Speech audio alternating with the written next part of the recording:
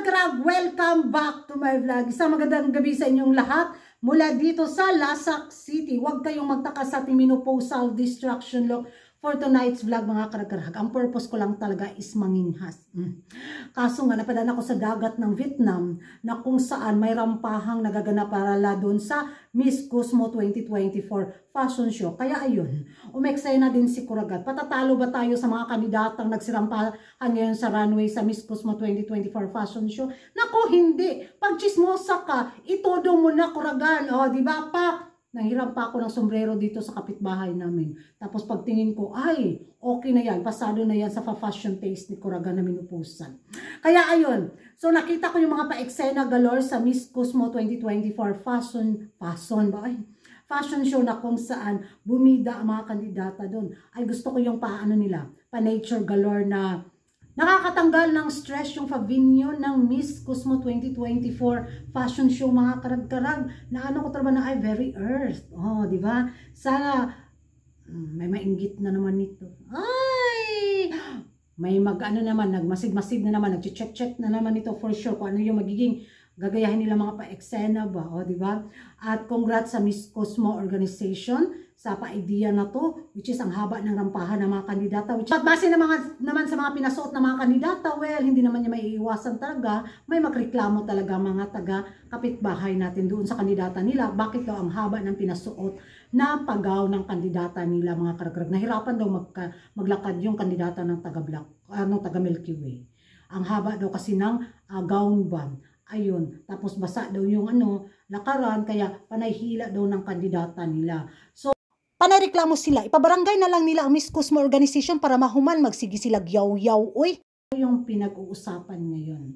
Nakaabot ito sa mga taga-takos mga karag-karag ang naging performance ng ating pambato na si Atisa Manalo na kung saan yung hanas nila is very ordinary walk. Ano daw yung nangyari sa performance ni Atisa? Very nervous daw. Tingnan yung naging performance ni Atisa Manalo sa Miss Cosmo Fashion Show 2024. So, given na daw na maganda daw yung face lock ni Atisa Manalo, but sad to say, hindi daw ganun kapalo yung naging performance ni Atisa Manalo. So, para naman sa akin magiging reaction ko, agree ako dun sa sinabi nilang hindi ganun kapalo yung naging performance ni Atisa Manalo sa fashion show na to. But siguro, nag-iingat lang din si Atisa doon sa runway na nilalakaran nila kasi medyo kahoy ba, tapos naka-high heels sila, diba? Tapos medyo siguro basa yung lalakaran nila. So, yung makikita mo talaga dito sa shoulder ni Atisa Manalo mga karag-karag, at hindi naman to pang pageant na rampahan. Siyempre, model, diba? So, ganun talaga sila maglakad. Kita natin yung mga model na maglakad, parang mga robot na lang yung iba, diba?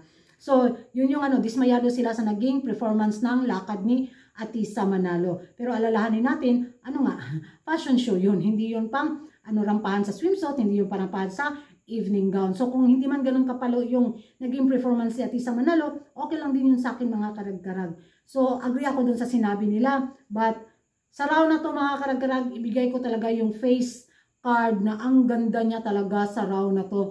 Ang pambato ng Netherlands, si Frankie. Bigaon kay nang si Frankie mga karag-karag. Ganda ng kuha niya sa mga picture bitaw. Uy, kagwapa ba? Uy, naunsa ba? Uy, nga naman, uy. Gwapa kay si Frankie. Mura na, palait Kuragan kay nawala nakasakuan lightning. So nakita ko yung performance ni Frankie na kung saan bumidad talaga siya.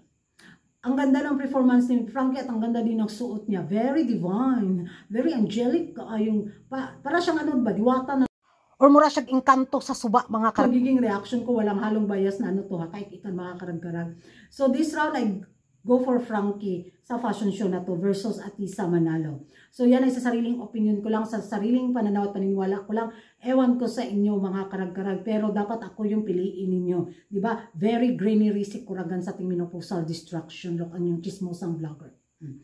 So, ewan ko sa inyo mga karag-karag kung ano yung magiging reaction ninyo. Agree ba kayo sa naging dismayado sila sa naging performance ni Atisa Manalo? At ano yung masasabi niyo sa kanyang performance laban kay Frankie?